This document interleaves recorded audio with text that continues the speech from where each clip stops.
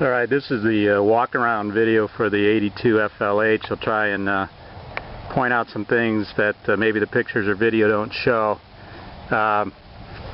Everything's stock except for the carburetor's a CV. I just noticed, I haven't been riding it regularly, I just noticed that there's a little leak coming out of the top of my diaphragm pump, accelerator pump boot. So a little bit of gas leak in there, not a big thing to fix. But everything on this side of the bike is pretty tight. Stock cam. I've got little straight pipes on it with a little bit of baffle in it. Not as young as I used to be. There's a little bit of staining on the rear crash bars. Some battery acid got on that several years ago. So those are not polished surface metal, but the rest of the chrome on the bike is real good.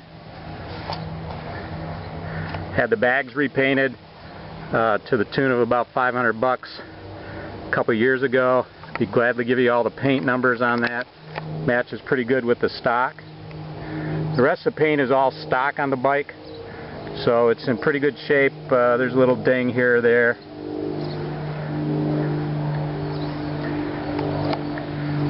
As I mentioned in the video, or excuse me, on the ad, I did put a new chain on. It's fairly new sprockets, and I run a roller on it, roller tensioner, and that's in pretty good shape. On the primary side, clutch is stock. No problems with that right now. Of course, it's a clunky 4-speed, so if you're coming from the Evo world, this will feel like it's falling apart, but it's not. I do have a little bit of a tranny leak I mentioned to a couple guys. On the Shovelhead website I put one of Ray's spacers in with the O-ring, but I did not get the special instructions on how to carefully get that O-ring in, and I think I dinged it because I still have a little drip, and rather than tear the whole thing apart I just threw some silicone on there and have to wait for a future project. I've had a drip for 20 years. I was hoping that would clear it up, but when I learn how to put it on right, I guess that'll take care of it. There's no leaks in the cylinders. Had a top end done about 2 years ago. Bike's got maybe 2,000 miles on it since the top end. So all new gaskets, top base gaskets, cylinder gaskets, head gaskets. Bike is stock compression, stock size pistons. Just honed it out, cleaned it up a little bit. Wasn't in bad shape at all. Probably didn't even need it. But just thought while I had it down. A little wear, of course, on the heel-toe shifter. It's got 47 to 50,000 miles on it. So to be expected. But everything's stock here. Stock regulator, stock ignition module, surprisingly, but all that works. I did replace the stator about a year and a half ago. It's got a stock Harley oil cooler on it. Here's some examples of some of the stone chips, which I put some touch-up paint, but of course it's discolored. Bike really shines up well in the sun. The primary case, the headlight, and the forks were all chromed. A long time ago when they used to make good chrome and it wasn't illegal. That stuff has really held up well. I have lost the commemorative 82 Eagle that was on there. This was a commemorative edition for the Electric Glide, and somewhere that's gone away. Everything else is stock. Brakes are fine. I've got the stock springs in the front end. I do have some lowering kit that I would sell on the side if you're interested.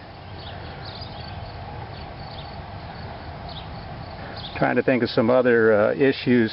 Really don't. I took the bike all the way down in 10 and 11 winter, put her back together, so I covered most everything.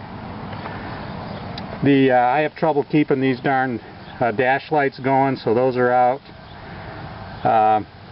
Shows about 46,000. It's probably closer to 50. I had a season or so that I didn't have a speedometer cable. I was too cheap to buy one, so I'm selling it. Some guys are interested in the photos I had without the fairing on, so I'll sell it without the fairing and the tour pack, or with it, whatever you're interested in. Battery's fairly new. Coil is stock. When I took it down, the battery and starter cables were, I had some custom ones made up out of heavy gauge welding wire. Again, on the tranny side, I run Lucas Oil 8090 in the tranny, run automatic transmission fluid, and the clutch side for the shovel head sight. And I run straight 60 weight Valvoline when it's normal temperature. In the motor, if I'm going out to Sturgis or something and it's going to be super hot, I'll put 70 weight in it for that time. And I change the oil way more than I ought to, but believer in that. Got 3 different seats, so you can have a solo seat, a 1.5 seat, or 2 up seat, your choice. That's the wiring for the tour pack. It's got a drop-in can oil filter.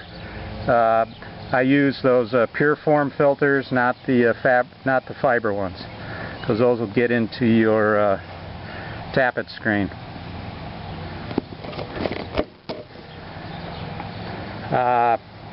Well, I don't know what else to tell you about it. Sorry, I'm not much of a video guy, but hopefully this will show you a little bit more. If you got more questions, email me, and I'll see if I can help you out. Thanks.